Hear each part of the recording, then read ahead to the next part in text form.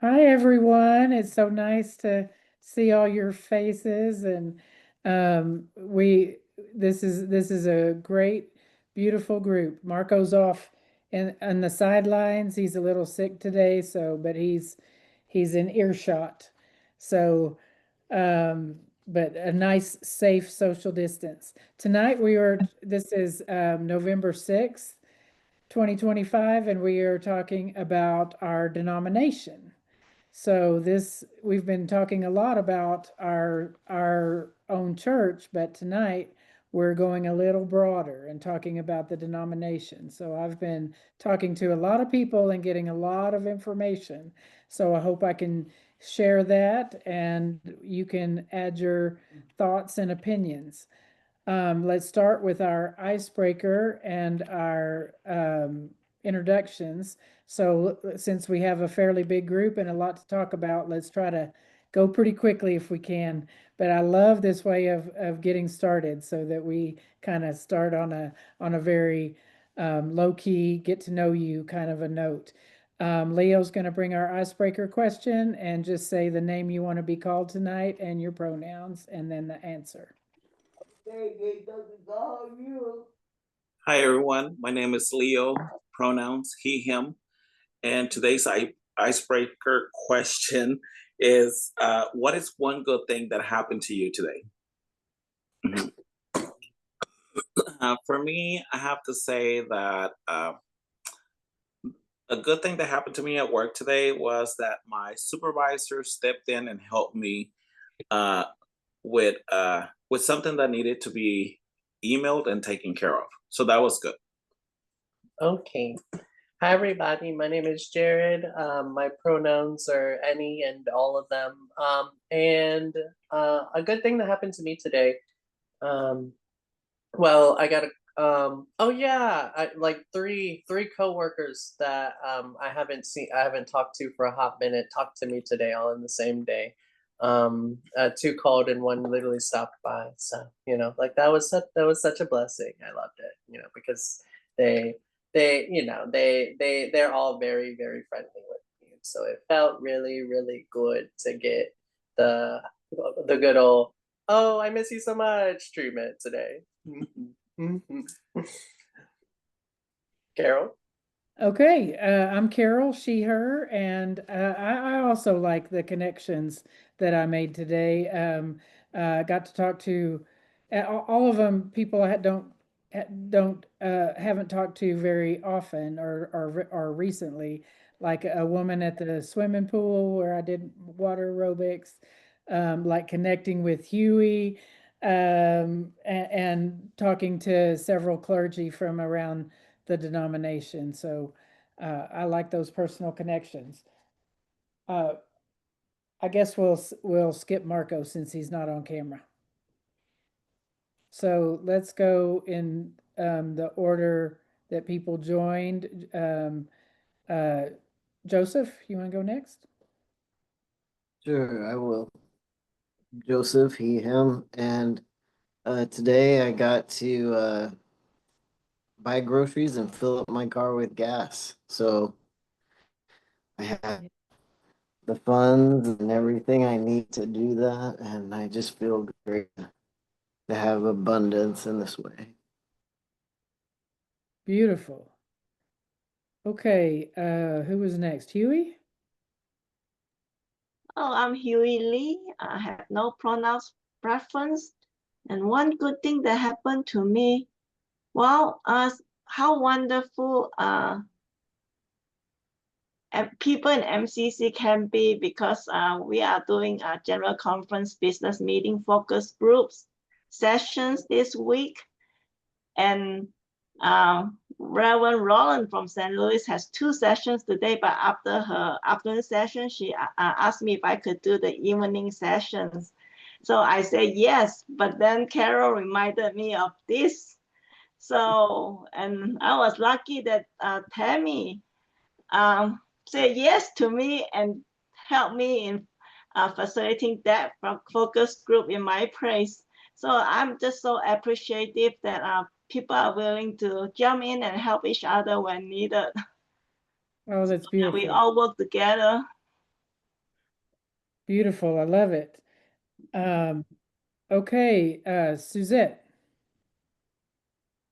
I am Suzette, she, her, and today, because I was persistent, I solved a problem for a client that took me 2 months to figure out.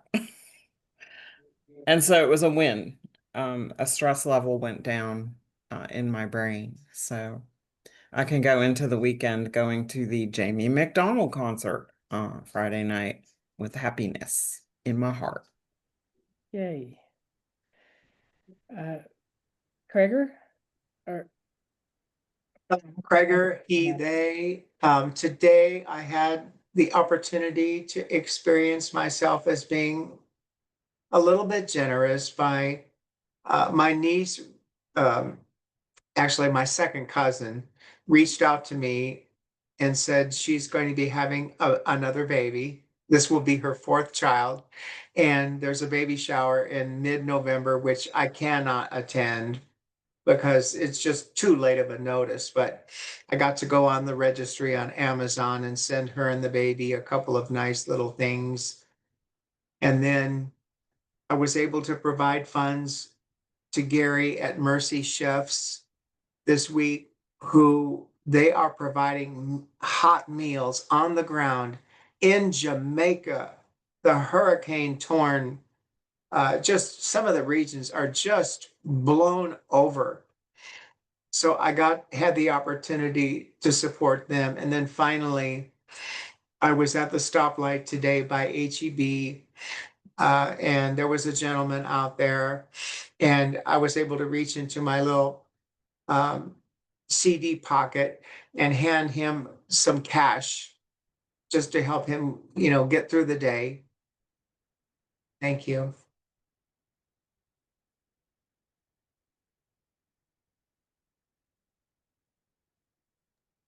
You're muted, Carol. oh, sorry, Lynn? Okay, Lynn, she, her, and a great thing that happened to me today is Francis and I had purchased tickets to go to Porgy and Bess, and we aren't able to go because of some stuff that it's a Sunday afternoon matinee, and she's got some things going on, and I've got church going on, and so we aren't able to go. And I was able to find a dear friend and former coworker who said yes, she would love to go, and so I was able to save those tickets and make sure that they didn't get wasted. And so two friends are going to go. And then obviously this recent diagnosis that I have, Wednesday was actually 60 days that I have been dealing with this information and following through the process and finding out about what comes next. And it was favorable. It actually, I am so blessed that it is being favorable throughout the entire process. So that was good news. To say curable, had not spread anywhere else in my body. And surgery and chemotherapy will take care. Beautiful. It was a good day. Lynn, I truly can't think of anyone in my whole life more than you, whose faith is going to drive them through this situation. You're Absolutely. You're a spiritual superpower, and I love you. Thank you.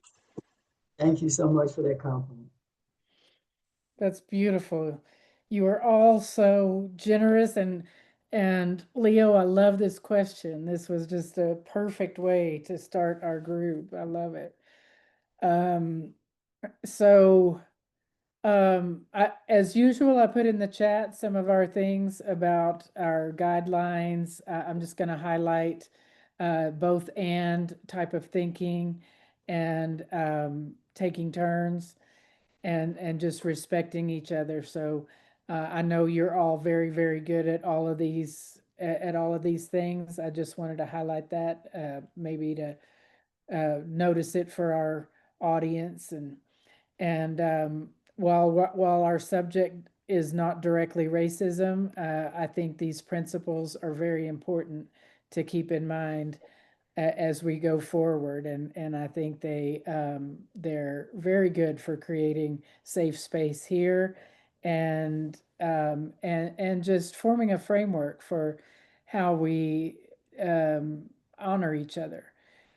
And so we're talking about the denomination, and in this framework that we've been talking about related to racism, I think one of the things that we've noticed is that structures are important when it comes. I mean, racism is a systemic thing. Oppression of any kind is kind of systemic, and so we may have some ideas. This is a discussion group. We don't have any particular influence over the denomination, but we can discuss how structures affect us. The denominational structure, kind of the hierarchy that is listed on the denomination's website, has to do with, we have the moderator, and we have the governing board, and both are elected at general conference by the votes come from lay delegates to represent every affiliated church, and the clergy, the House of Clergy. So I don't know that anybody here voted in our last elections. That's true, isn't it? None of us were lay delegates or anything. Anyway, that's oh, Huey, of course. Yes. Duh. Sorry about that. Huey, why don't you just say a little bit about your role? Oh, okay, yeah. Well, I'm actually a member of MCC Lubbock. I'm the lay delegate at MCC Lubbock, and I'm also the co-leader of the MCC South Central USA network, and I'm on the governance committee too. Nice. And in researching this whole topic about the denomination, one of the things that I specifically focused on churches that may have left, or just the decrease in the number of churches within the denomination. There's some, I never got any consensus on what our high numbers were at one point, but there were either close to 300 or 350 churches in the denomination at one point. Currently, there are 163. That includes 119 affiliated churches. 90 of those are in the US. When I say affiliated, the types of churches are either affiliated, which is like you're a regular church. Then there are emerging churches. There are 25 of those, and there are 19 that are called spiritual communities. So, of course, Resurrection is an affiliated community, and at this time, so is Uprising in Austin. And of course, Huey mentioned Lubbock, and the other MCCs that I've been involved with have all been affiliated churches. One of the things that happened that drew some people to say that this affected our denomination in a negative way was that we used to have districts. And I'm not saying that moving from districts to regions to networks was in itself a negative thing.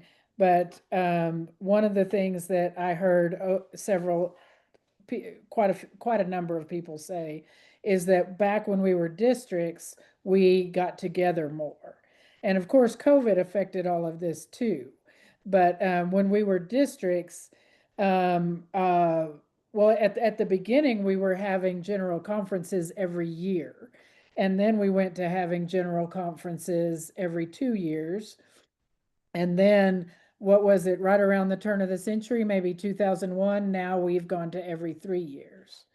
And in the interim, when we had districts, the districts got together and had conferences. Some districts had conferences multiple times a year. I remember specifically getting together with, when I was part of MCC Amarillo, MCC Amarillo and MCC Lubbock would sometimes get together. We had there was a conference, I forget what it was called, right around Valentine's Day. That We used to have what West Texas Spiritual Awareness Weekend. yes, That is MCC Lubbock, hosted usually in Lubbock, MCC Amarillo, Wichita Falls, MCC, and also Exodus MCC in Abilene. These are the main attendees. Sometimes other churches in Texas would come too. nice.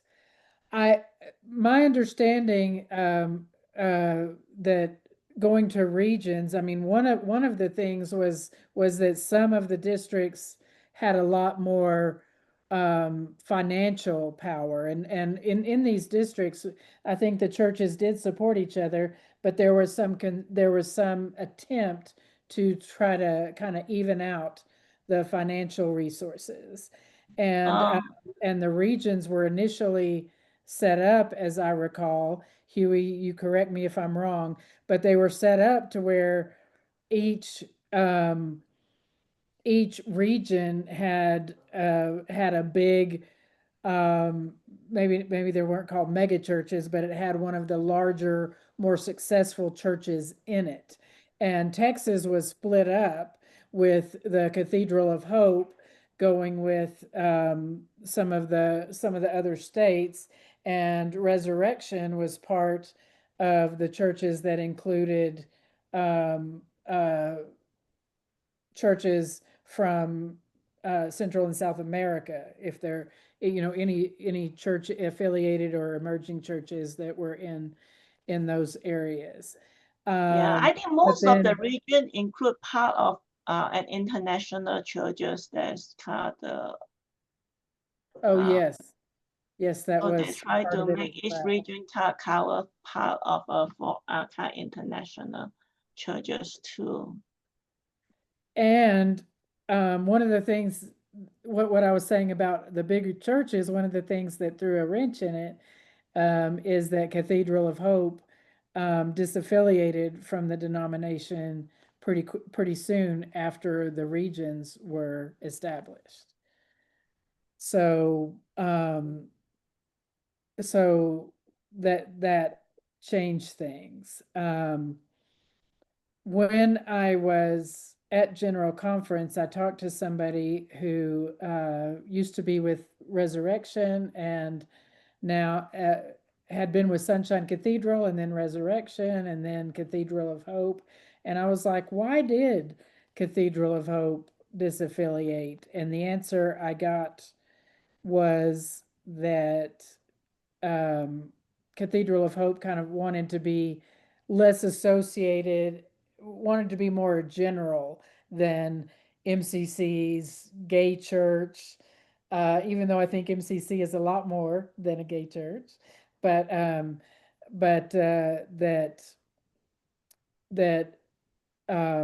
they wanted to have more of an ecumenical outreach more to the straight community as well. I think they're still considered one of the largest gay churches, so not sure how well that worked, but I could also give you some other reasons that I've heard about why churches have left, but I thought let me give you guys a chance to talk before I move on. Yeah, I think the lesser number is not just churches left. Technically, I think the church that left is in the minority. I think we have more churches that closed for various reasons than church that actually left the denominations. Okay. So So, that is a very small number. I mean, off the top of my head, I cannot even think of. Just a very few. But most of them actually just unfortunately closed for the different reason.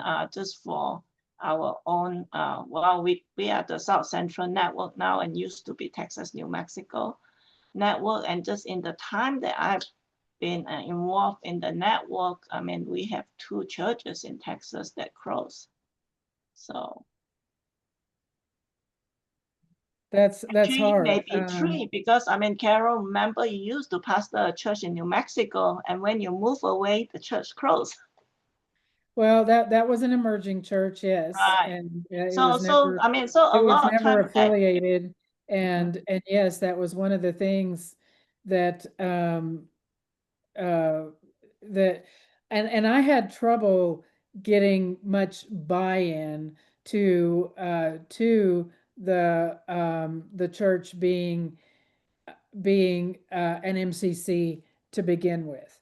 People came in that was in Las Cruces, and there were quite a number of welcoming and affirming churches who really did seem to do some of the work, including going to protests and doing some justice work, etc. So I didn't want to compete with those, and so we had developed a dinner church, and and the a congregation that was a First Christian and a Disciples of Christ combined denomination provided a nesting space for me, including mentoring from the pastor as well as a space to hold our dinner church, and I tried to make it, well, I can talk about that another time. I tried to make it a very accessible, inclusive space. But people came, I think, more because they saw it as a ministry of First Christian, and they came because the pastor encouraged them, or because they liked me or Marco or something like that.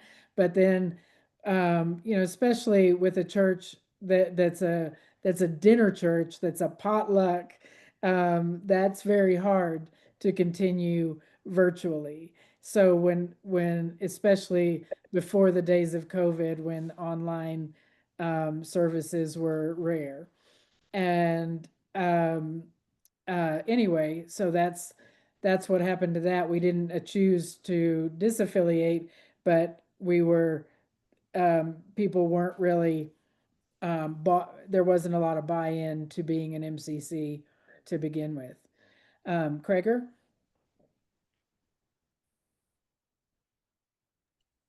All right, so I just posted some remarks in the chat from the congregational meeting that was held at Uprising on October the 26th.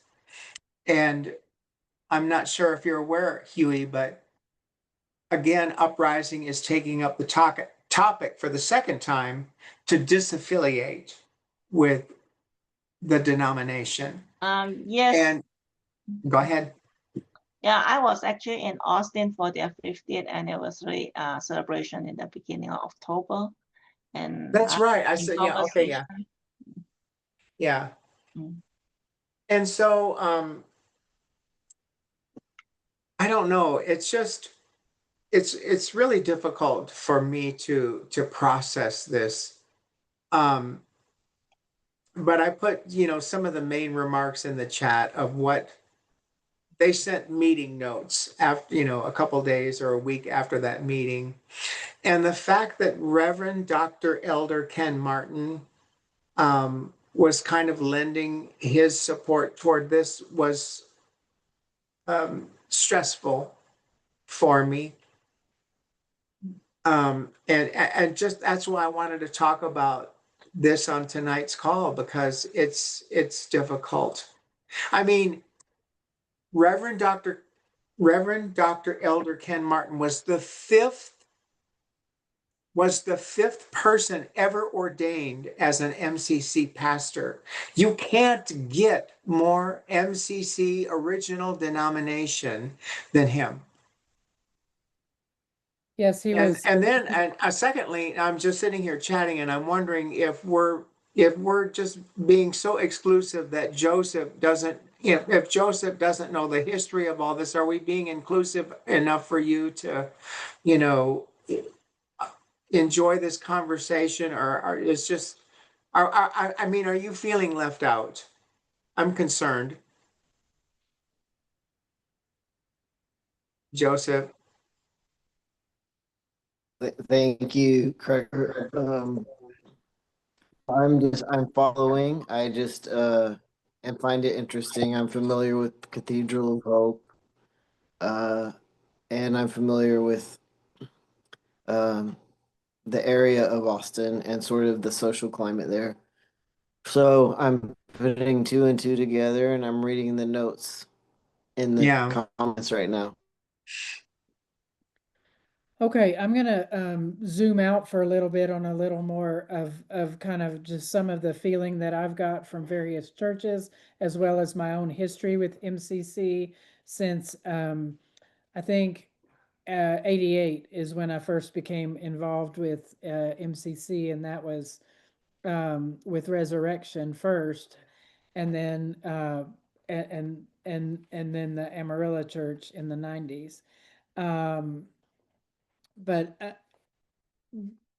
I remember the struggles that the Amarillo Church had, and so some of what you've said has in the chat about when the church was struggling the most, which in the case of Austin was after COVID. In the case of the Amarillo Church was much earlier. There's a feeling that the denomination was not there to help, and I've heard that over and over and over. So I think this speaks to not only the whether the church is disaffiliated or whether they closed. I think I think the same is true. So um, I wonder what would have to change structurally for that not to be true. I mean, there are certainly some financial struggles. And a lot of the small churches really struggle with that. The denomination itself struggles a lot with that. There's the way that the denomination is is structured. A church and affiliated a church to remain affiliated has to keep up with their tithes to the denomination, and there have been some exceptions to that, which also brings in issues of fairness and justice about which churches have gotten exceptions from that or not. But anyway, that money goes to staffing and things like that. Um, uh, and I'm no financial expert, that's for sure, but that has been some of the complaints. We pay our tithes. What can we expect back from that? So some of you have more of a business background, and maybe you can tell me what structurally you can expect. And maybe Suzette, you might have some thoughts on that. So this is a universal problem. It's not an MCC problem. It's a religion problem, right? We are missing strong charismatic leaders in the MCC church. I'm sorry, but I've not been lit up in a really long time by a strong charismatic. I mean, other than maybe some of our music, I just don't feel that the raw, um, I don't know how to explain it other than Troy Perry was that strong, charismatic leader, right? And, he went above and beyond to be a strong, charismatic leader. And um, our denomination is struggling and our church is struggling because of the fact that we don't have someone that lights us up.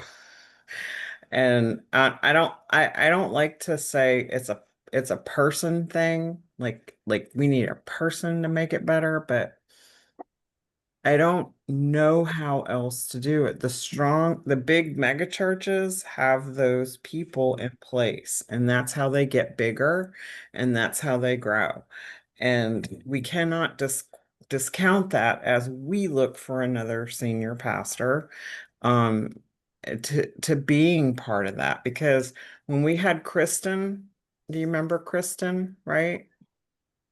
She lit everybody up. Did you ever know Kristen Klein Cecchetini? Yes. Uh-huh.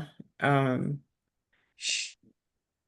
I don't know how someone like that goes away, but um, and I don't know where she is or what happened to her. But anyway, that was somebody that brought me to church. Like, wow, Kristen's preaching this week, or everybody's like, wow, Kristen's preaching this week. And that's still when we had good numbers.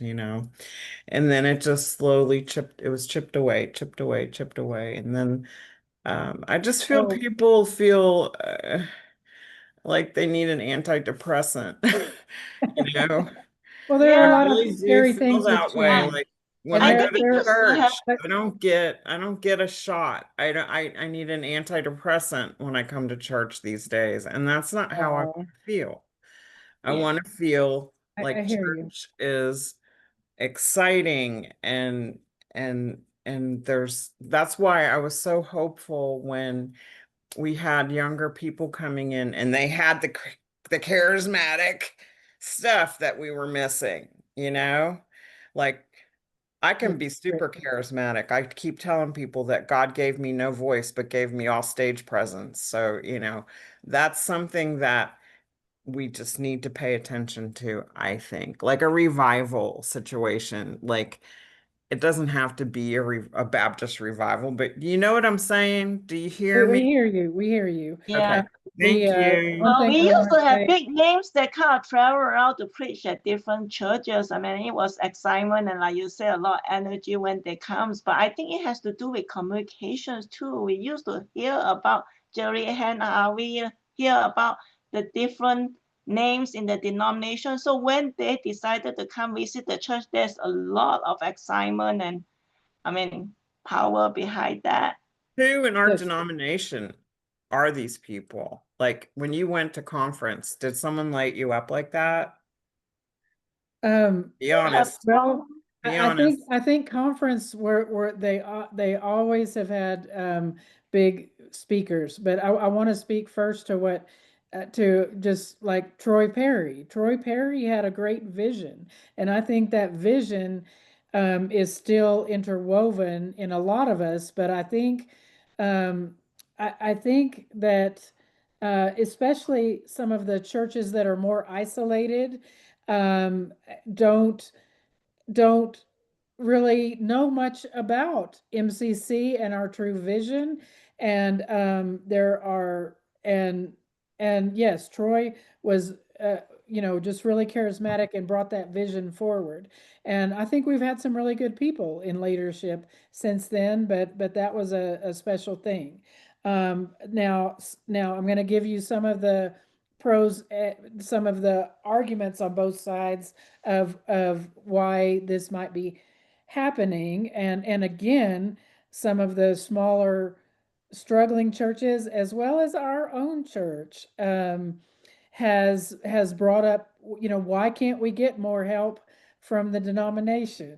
Why But we are getting some visiting pastors in, and in the past, historically, that has been, especially how small churches, how they sometimes call a pastor. There have been a lot of people who are saying our clergy are either leaving or getting dual what's it called, dual affiliations with other denominations because other denominations can afford to pay them. On the other hand, I had somebody who said, you know, I made $500 or $600 a month for the 8 years I was at this small church, and yet I still came. I was called to this church. Let's not discount what God can do, even with a small amount of money. But then there are a lot of pastors who are like, I need a living wage. Maybe I can work one other job, but not two. If you want me to do the job of a senior pastor, especially, and I need health insurance, and I need this, and I need that. Yeah, So a pension plan. I'm sorry, before the two other hands. So these other churches find that one charismatic person, and that person is circulated around the satellite churches. Like these satellite churches don't have their own big senior pastors. They have pastors. Like, I'm trying to think of the church in Houston, the one, is it Woodlands Church? They had like the preacher on the screen. I mean, I'm just trying to think outside the box, right? well, Like, yeah, but I mean, we don't want a make church it to work, be, you know?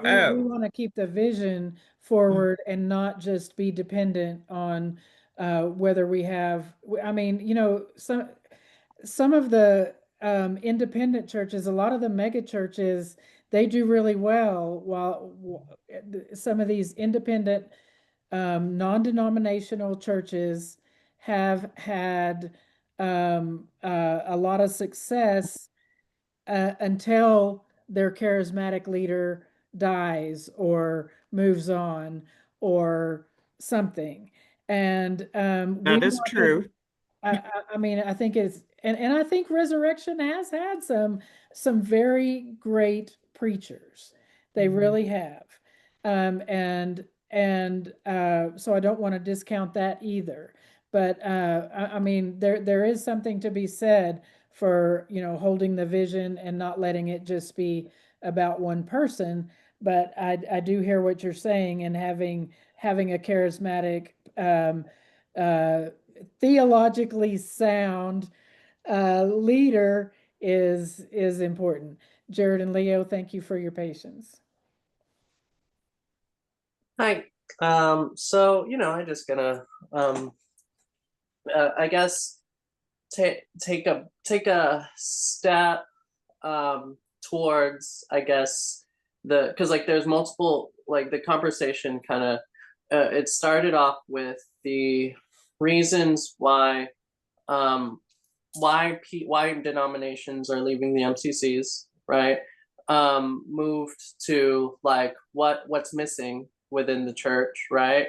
And also, you know, briefly acknowledge, you know, like all the cultural shifts that have occurred within the MCC and all the denominations that are attached to it then.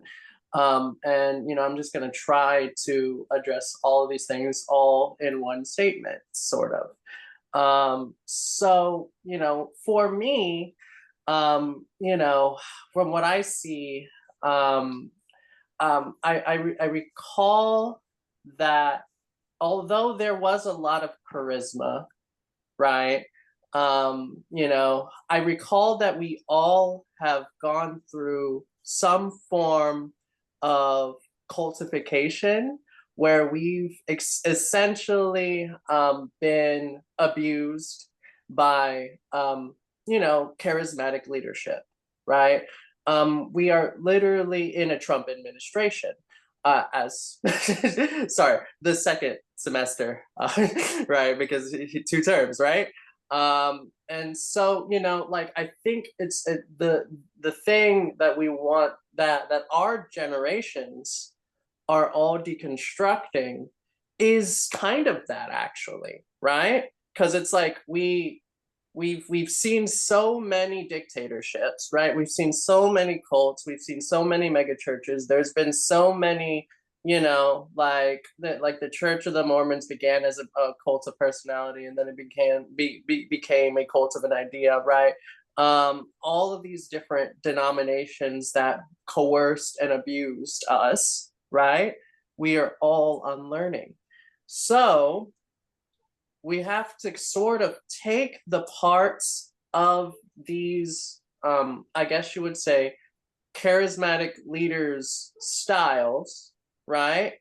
And sort of leave the rest, because from where my timeline and my generation, we hate charismatic leaders, right? We do. We see them, we're like, oh, red flags, right? We want to deconstruct them immediately, right? We want to, you know, figure out something wrong. Even whenever, like, because like we all went through the Obama administration, right? And we experienced a little bit of like sort of shock, because he was charismatic, but he was still the president of the United States, and therefore had to do a lot of harm and via imperialism, right? And so like we got a lot of that with the recent rise of Zoran Mandani too, right? Like there's a lot of that. So now we have to identify. So in the time when resurrection was a thing, right, was a real big thing, we were talking about, right? We were talking about gay rights in a time where gay rights, right, wasn't really, you know, for a church, oh my God, how dare you, right? You are committing a cardinal sin, right? In the times whenever we were the most successful was when we championed causes, right? That nobody else wanted to champion as an institution that isn't supposed to care about these causes, quote unquote, right? And so what to wrap up what I'm saying is, we have stopped that, right? We have stopped that, right? If you look on just the full UFM, you know, like the full metropolitan community, we are getting too mainstream. Yeah, well, no. It's more like we aren't mainstream enough, right? Because, you know, we have failed to adapt to the idea that Zoran Mandani run because he was talking about Palestine and Congo, and he was caring about African American struggles because he had a literal degree in it, right? And, you know, and in spite of people spending $22 million against him, right? He won the popularity contest, right? And so we want to win a popularity contest, but we don't want to appeal to the things that the people who we want to vote for us because we care about, right? Like we weren't afraid to talk about gay marriage. We weren't afraid to talk about gay rights, but all of a sudden we're afraid to talk about racism. Right. All of a sudden we're afraid to talk about, you know, Palestine. Brown is being in partnership with people who are Islamic, all these different things, right? That are so very, they're in the spirit of MCC, but they're just not coming out of anyone's mouths, and that is in positions of power. They're not the official stances, right? They're not like consistently spoken about. They're not advertised consistently. And, you know, like at these ICE immigration centers where all these different people are protesting, you know, back in the day, Troy Perry, yes, he was very charismatic, right? He was at every single civil rights rally stuff. Cecilia, where are you? Right? Where are you at? Are you at ICE? Are you at ICE immigration? Are you, why is Ocasio Cortez doing more than you? Right? You know, but like also, where are our leaders, right? Because they're not setting up.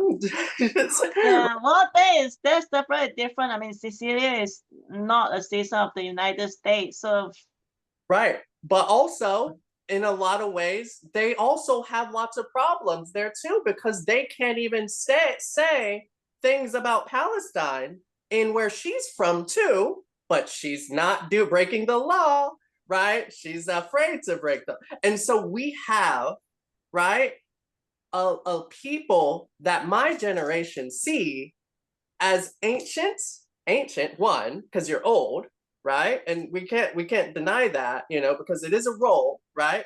But also red flag number 2, and lazy, right? We're too lazy to do the actual work of the revolution stuff, right? Because we're gonna let God handle it. Right, because we're gonna let God handle it. And we're not gonna move a muscle. Not gonna move them up. And so that looks to me and my generation, it looks like our relatives at our Thanksgiving dinner table, right? It looks like those people that we wouldn't trust, right? That we don't feel safe around, that we don't want to talk about our problems with. I don't want you anywhere near the confession booth, right? Because what are you gonna? You're gonna tell me to do the same thing that you're doing, right? And so from my perspective, I actually feel like it's a lot deeper than just a lack of charismatic leadership. I think it's more like a lack of adaptation to the modern world. We aren't relevant. Yep. And in my opinion, it is currently, if we're going to stay moving in this direction, right, we will die. Because if you don't capture the attention of the next generation, that is how religions die. Without the kids, you're nothing. Yeah, I totally agree on the point, on the importance of speaking out and calling out injustice. I do think that our moderator has issued some statements about issues in the past. I don't know if it gets trickled down, how much it gets trickled down. I don't know if it's about enough things. And I know, and I don't think this is completely an age thing. We've talked about this before. Lynn and I got on your case for calling us lazy and saying that our generation is, you know, doesn't care and doesn't get out there. And I think if you look at some of these protests, you'll see some of us in walkers getting, you know, And it's kind of interesting because I was feeling like some of us are getting out as much as we possibly can. And this group is an example of how we can talk about the issues. Now we are nearing the end of our hour, and we need to keep these conversations short. And Kreger has had his hand raised, but Huey, do you have something that needs? I just want to add something, just because you talk about information not triggering down. Actually, MCC joined in a lawsuit against I forget which department, but against the ICE activities. So MCC did take a stand and actually file a lawsuit at the federal level regarding the ICE actions. And there was quite a few other press releases and statements of stand regarding different issues that you have mentioned. The MCC actually have an official stance on. But however, I think a lot of the congregants at the local level, the information has not been passing down. So a lot of MCC are not aware of all these activities that has been happening at various levels. Because I know the Florida Network has been organizing quite a few protests at their state capitol. They even went out to the Alcatraz, what they call that, Swamp Alcatraz, and protest there too. Oh, Alligator Alcatraz, yeah. Alligator Alcatraz, yeah. Yeah. Right. Yeah, and some of the most effective protesters that I've seen. Yeah, that pastor of that Las Cruces church that I used to deal with, we loved to get her in the front of a protest, because they're like, you know, you arrest a short little lady with white hair, you know, you're gonna get some you're gonna get some sympathy from the crowd. Okay, Kreger, you've waited long enough. So my question is for Leo and Jared, and given the comments and the commentary that I, posted in the chat in terms of what is happening to Austin and how the leadership in Austin, meaning the board and the pastor, which neither includes me, what is your feeling in terms of how the denomination, not our MCC, do you feel like the denomination is supporting you and the next gen in No. the current circumstance? Because wasn't that meeting you all had on Monday with the denomination people? So I'm gonna say, there's a Bible quote for this actually, right? It goes something like, if you are lukewarm, I will spit you out. Right? The denomination is lukewarm in a lot of ways, right?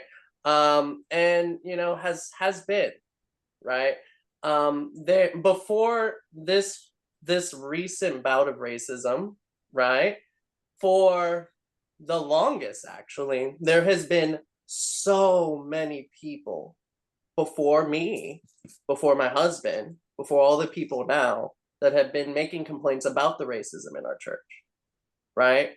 To the to the MCC, hierarchy, right? Only now in this Trump administration, and only now because Jared and Leo didn't run. Yeah. Right. Yeah. Only now because we made a big fuss about it. Right. But still they trying to quiet us, and still they're trying to say don't talk about Bruno, and still don't bring it up.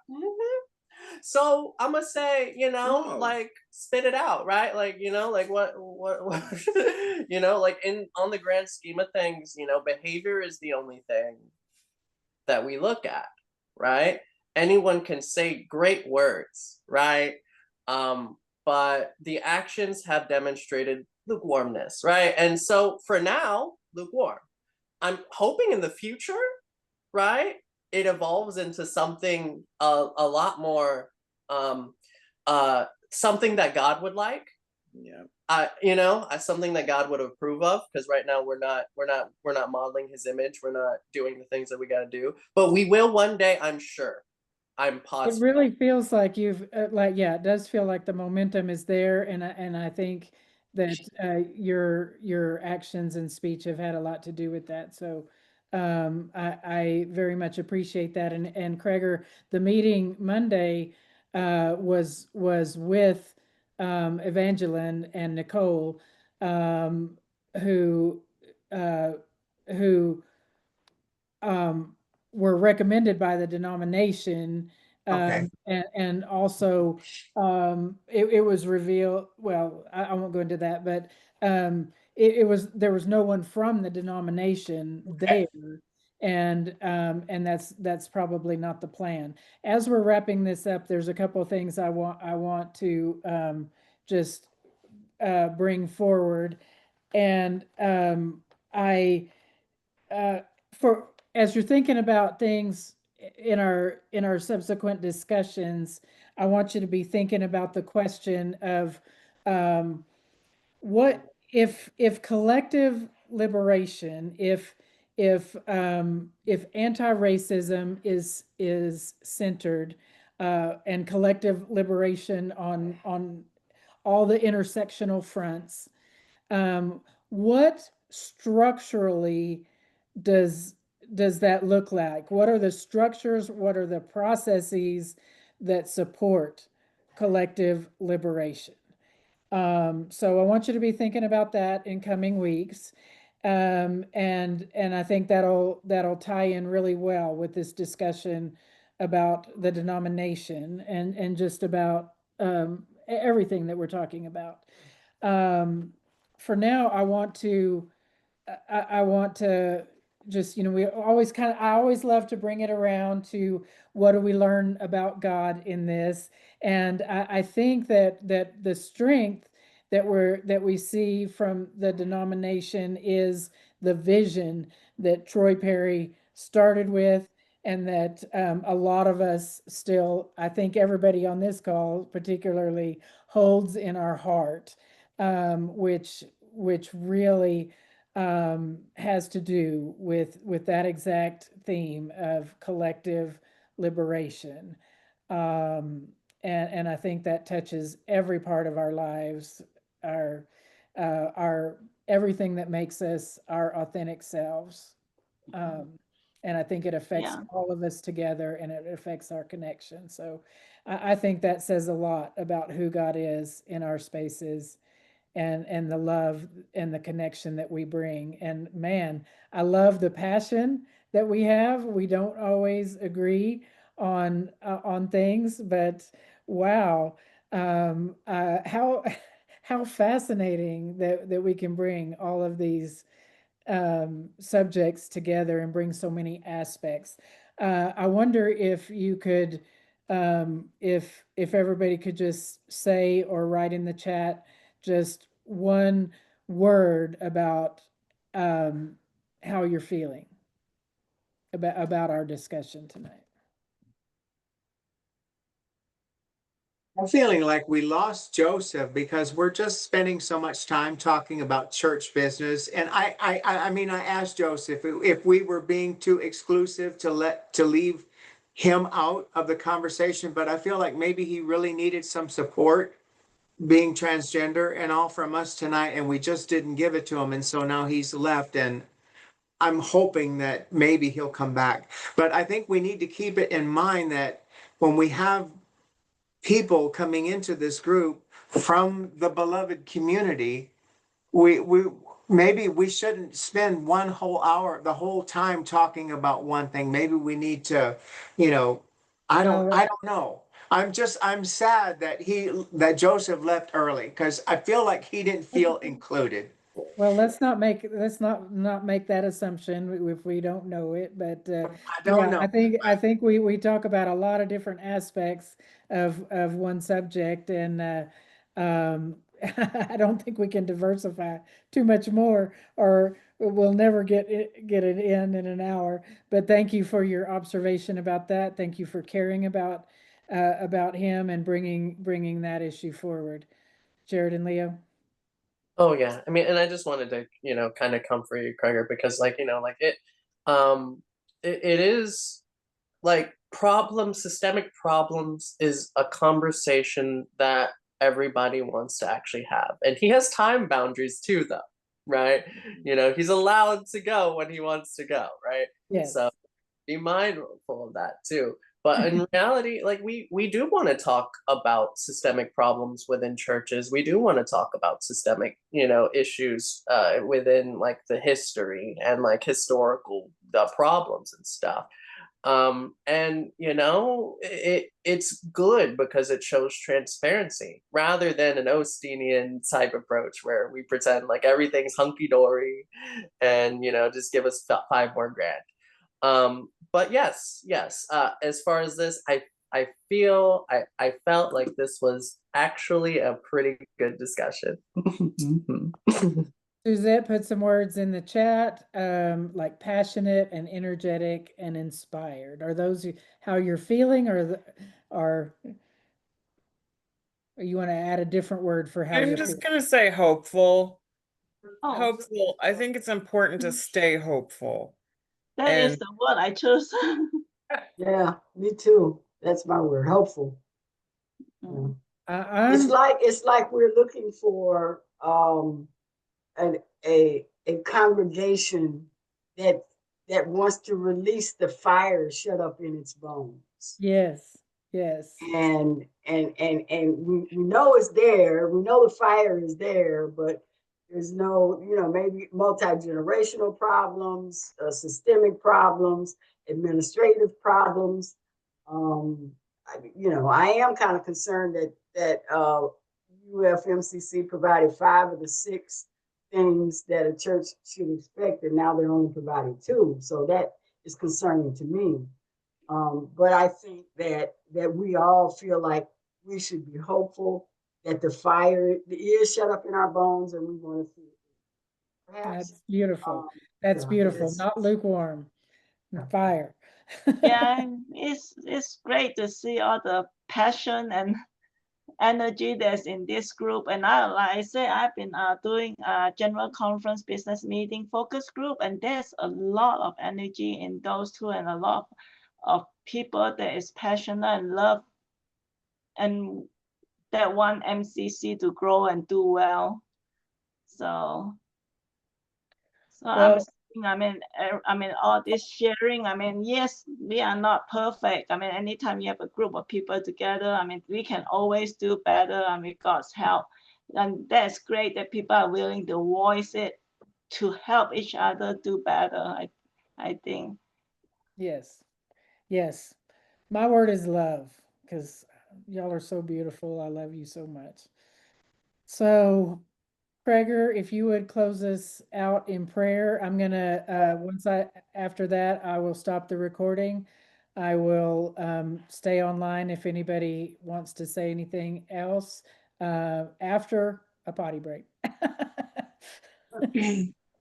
Holy Spirit, we are grateful one more time for God Talk. And, God, we don't avoid the hard topics on this call. We're here, we're showing up, we're trying to work through it. And I think what I'm hearing tonight is that we need another baptism in the Holy Spirit to move through each and every one of us. And to those who may listen or view this later, we just need that connection of how to be the beloved community. We're asking for that guidance every single day. We especially lift our dear friend Lynn tonight and everything that Lynn is facing with and dealing with. We hold Lynn in such high esteem as one of our leaders in this community. So we ask for her ultimate health and certain recovery from everything that is ailing her. And we close tonight just asking for presence to breathe you in and out every day in as many moments as we can bear to bring you into our consciousness. And then let us behave as such in that love. In Jesus' name we ask. Amen. Amen. Amen. Amen. Amen. Word. Amen.